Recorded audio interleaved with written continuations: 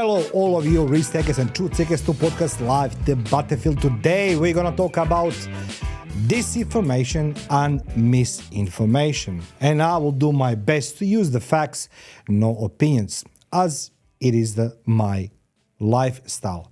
Always the facts. So let's talk about disinformation and misinformation. And we all facing on daily basis, that somebody tried to squash our freedom of speech, and somebody tried to say we cannot say this, we cannot say that, because it's misinformation, disinformation. But you must understand a few things about disinformation and misinformation. So I'll start very, very simply. The very first time when somebody spoke about disinformation, you need to read that book. It's called Potemkin Villages. Why is that? Because in a nutshell, Potemkin Villages is real story, and they depicted they literally built a village so the Turks can believe that this is a entire settlement there, and actually was disinformation. It was being directed towards Ottoman Empire, and the Turks bought that story. So disinformation, usually it's a government sponsored event. Usually goes against individual or against a group. I will talk about this a little bit later. But for those of my friends who are born on the West and live in the West all entire life, I want to explain something to you. Disinformation was one of the most powerful tools that in Cold War Soviet Union and Eastern Bloc countries utilized against, of course, who else than the West. And the West has been introduced to disinformation in a full extent 1978. Yes, 1978. 1978, the West embraced somebody, let's go call him refugee, but he was no refugee, of course. He was a dissident, and he was somebody who was seeking the better alive. He was a general of Romanian intelligence services. His name is Ian Mihai Pacepa, who escaped 1978, defected, to be precise. So he's not a refugee, he's a defector. He's a traitor. He's been seen as a traitor even today because he betrayed everybody around him, including his family. But the guy decided to go in France and believing he's going to do the great thing for himself. So he's been embraced by the West. And what he did, he discovered to the West how disinformation works, how the Eastern Bloc countries utilizing disinformation to fight West. And they were quite successful. So he published a book called Red Horizons, 2 editions. Now, I want you to ask yourself one simple question. When you have a dissident like this guy, Ian, who is a general, Mihai Pacepa, who is a highly ranking official, the general in intelligence services, one of the most brutal, most effective apparatuses in the world was called Securitate. Nicola Ceausescu, who was killed 3 days before the Christmas 1989 because, the Berlin Wall fell, and then everything was just like a house of cards, was just falling down, except Yugoslavia. We went in civil war. We find this very unusual. But that being said, Ian Mihai Pacepa, 1978, he decided to become the dissident. He escaped, and West embraced him, particularly French Republic, and he published a book called Red Horizons, and West was astonished how the disinformation works. Now, if you go a little bit in the past, you can see Potemkin Villages, and that's one of the first documents you can find where it talks about disinformation. It's cheap, it's effective, and government sponsored. It's a beautiful thing to do. Now, let's go dig deep into this topic. Disinformation. Is a pen more powerful than a sword at times? Words can be weapon. You weaponize them by putting emotions.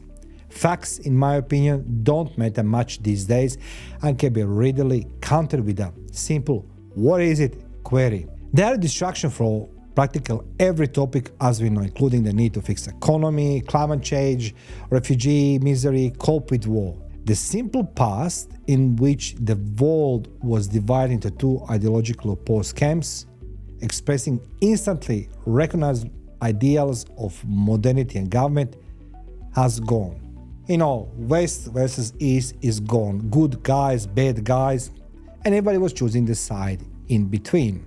Naturally, Cold War propaganda twisted the fact to sell their ideas. Now, let me say this very, very honestly. The communism and the Eastern society, Eastern Bloc didn't collapse because they didn't know what they're doing. They collapsed because people are become hungry, and they become hungry because the West had a great leader. His name was Ronald Reagan, and he said to everybody, we have the spaceships, we are in a space. And everybody in communism believed, I believed as well, and I was quite teenager in military school. Now, the facts were respected at that stage, still.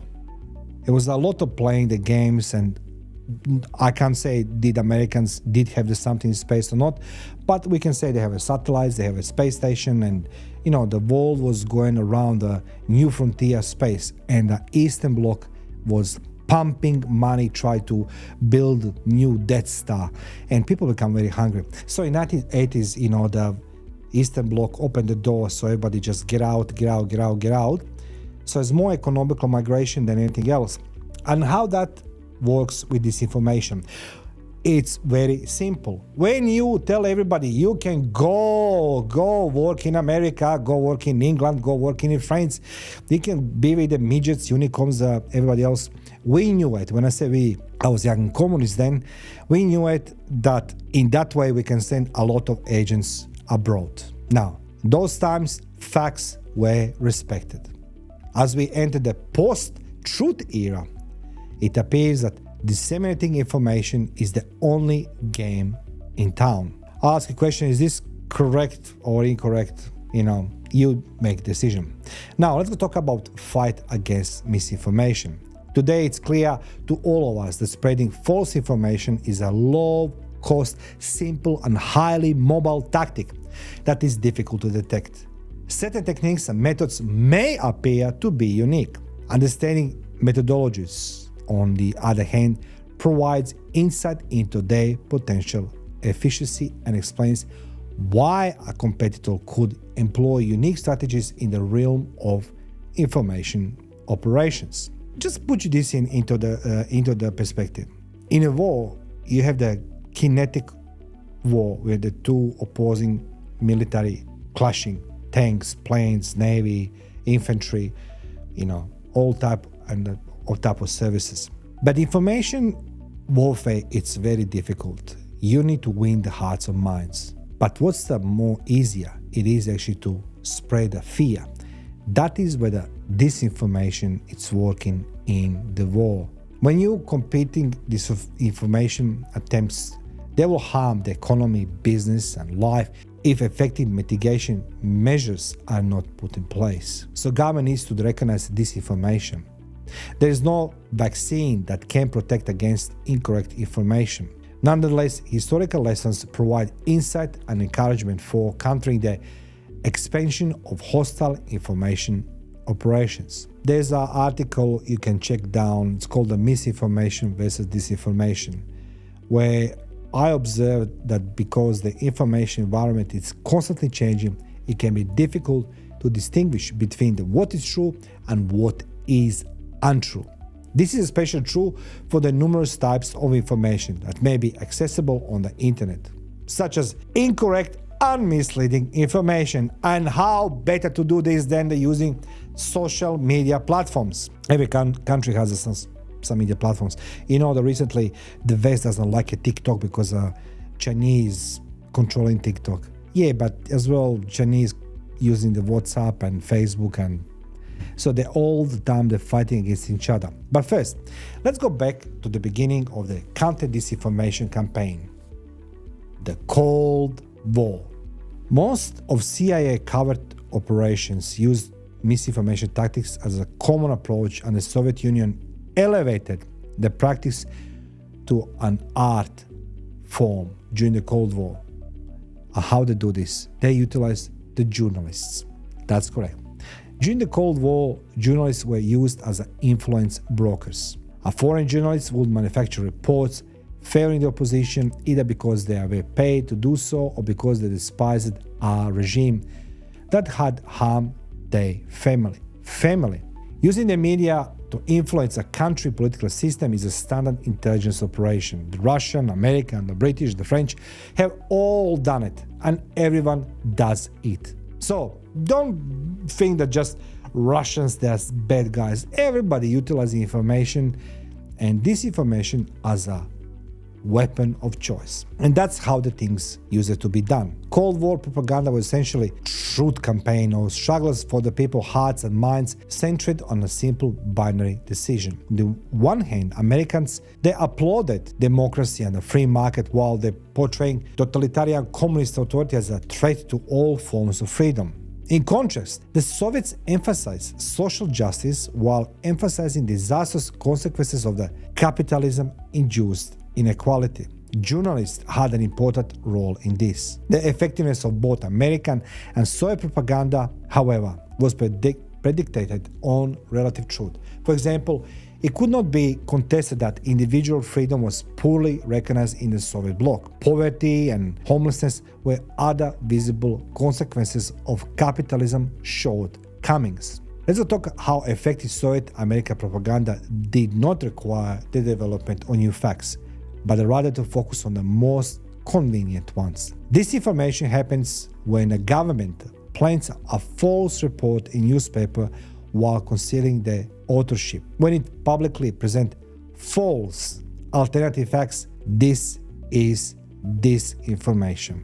On the other side, it experienced unprecedented recognition in the 20th century. In Soviet Russia, the Bolsheviks expanded on deception methods as used against them by Tsarist predecessors. Following that, the Bolsheviks used deception in their political war against both internal and external ideological opponents. The foreign intelligence branch of the Soviet secret police, better known as a Cheka, later renamed the KGB, had disinformation unit from the start.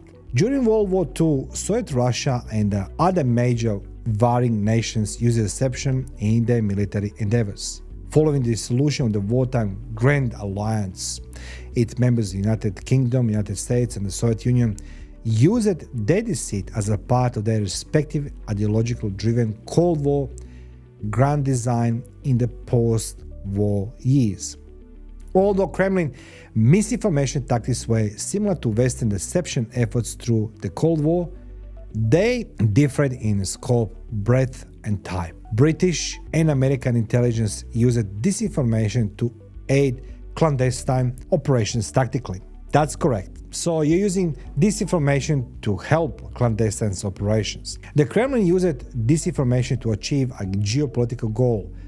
What is that? To destabilize the society of the main adversary, United States, and to disrupt relations between the other Western nation. So, in response, Western intelligence agencies used covert, unrecognized propaganda to widen schism in Soviet and Eastern Bloc groups. And I do remember as a kid, we used to be getting all these magazines. Somebody will smuggle some magazines from overseas and bring to us, and we like kids were watching and say, wow, look at what they have on our vest, what we don't have in the communism.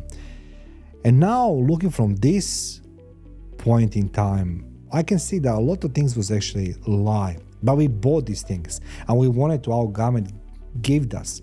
So government can't go and explain to you in communism, that's false, that's not true, because we know these things, because that way they're gonna actually put themselves into more problems, more trouble. So they found out two ways: reducing the infusion into society of foreign material, as in magazines, newspapers, and the list goes on. And secondly, if somebody try to voice themselves out, they will deal with them legally, whatever that means for you, but means that people will disappear during the night. And I remember how many times my parents would say, like, did you see the meat truck will come middle of the night? And they'll take some of our neighbors and they never come back home, and nobody saw them ever again. However, unlike Soviet intelligence in the West, these intelligence organizations were unable to undertake information warfare behind the Iron Curtain, since they were police nations with no press or expression to freedom.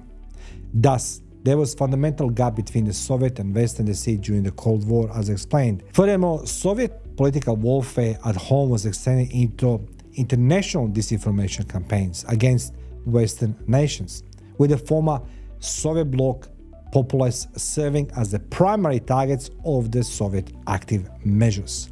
Remember that term, Soviet active measures. During the Cold War, Western governments did not use deception as effectively as against their own citizens. And that's what we could see right now during between 2020 and 2023, when the Western society was being divided and they believe that the freedom has been squashed, that freedom of speech, expression has been shattered, police was actually try to respond on that misinformation, disinformation. I will call this element of surprise, because Western society never had this as an example, while the Eastern Bloc countries, they have this continuously. And that's the reason why between 2020 and 2023, most of the Eastern Bloc countries didn't have those draconian lockdowns, because people knew it, that government cannot control information and narrative for such a long time, and using repressive apparatus as a police. Now, the question you need to ask yourself, are the Cold War reprisal measures are still effective in digital age when we talk about misinformation and disinformation? The digital revolution of today constitutes the most significant transformation in the history of ideas being transferred since the creation of the printing press in the 15th century. What was the first book being printed ever? Bible, Brother Gutenberg, the printed first book. It was a Bible.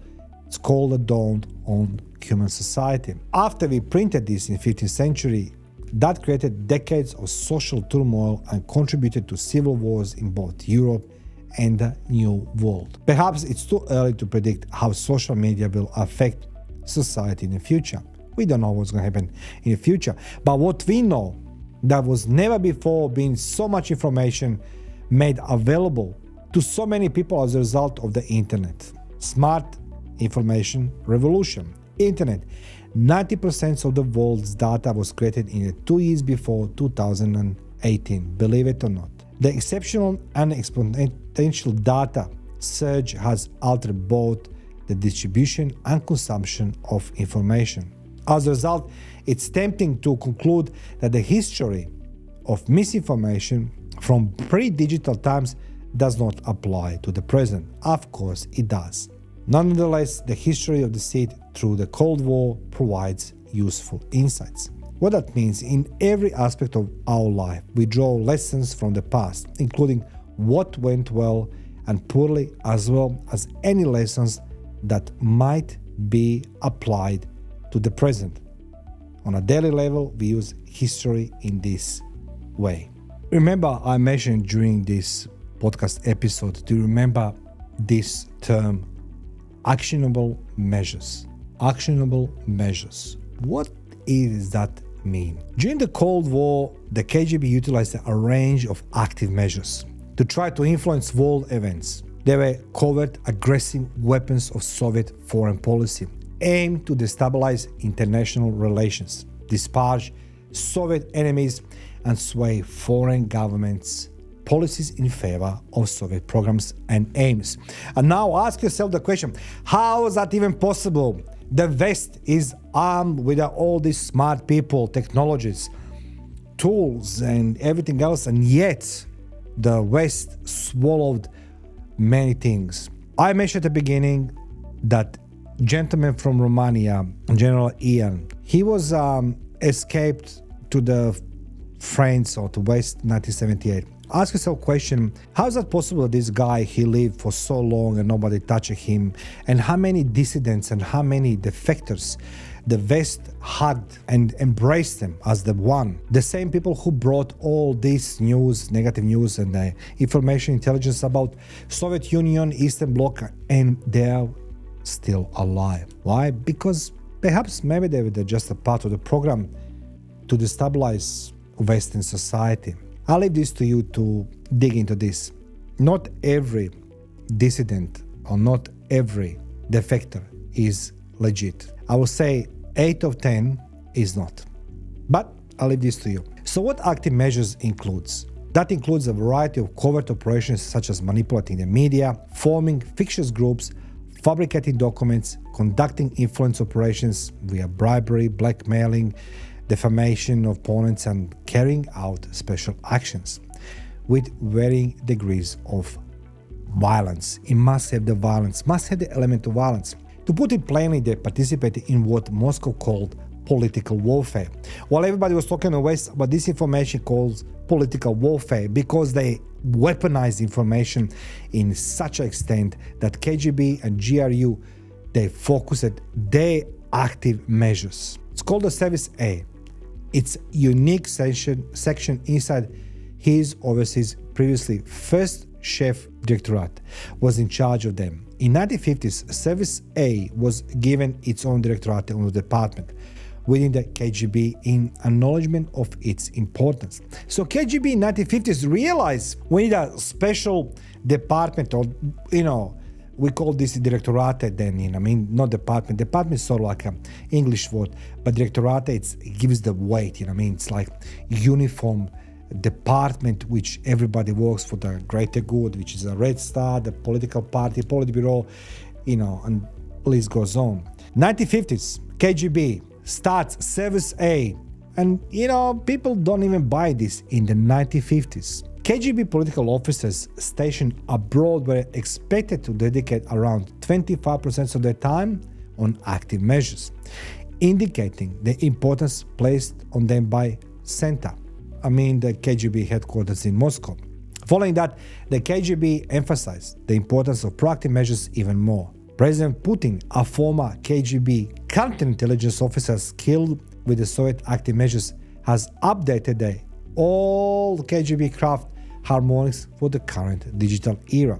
However, since the Cold War conclusion, the information environment that Russia and other countries used to distribute false information has evolved dramatically.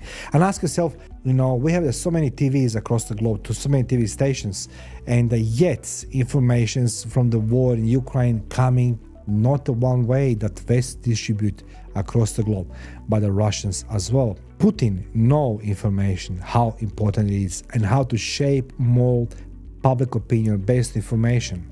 Lies are spreading faster than they have ever before in history. Real groups are no longer required to propagate misinformation as they were during the Cold War. Instead, we have the fictional Twitter, Facebook pages. They become the new front for misinformation. Worse, when it comes to new technology, people in the Western countries appear to be more likely to believe factually incorrect information, garbage on the internet, and that is because the Western society has never been exposed to the actionable measures or active measures. Unlike during the Cold War, any effective effort to combat misinformation in today's climate will require the incorporation of technology and social media corporations, as they have provided platforms for the spread of misinformation. I want you to grasp this, that disinformation possesses fundamental concerns for civilizations such as factual accuracy, which will require social efforts and extensive education to overcome rather than spies and their covert weapons. In the age of social media and the internet, it appears that asking questions and expressing disagreements has become commonplace. It is difficult to imagine any facts or concepts that can be debated without causing harm. Beliefs are now absolute, but facts are no longer. As a result, the stakes are higher for everyone who believes that the world is not flat.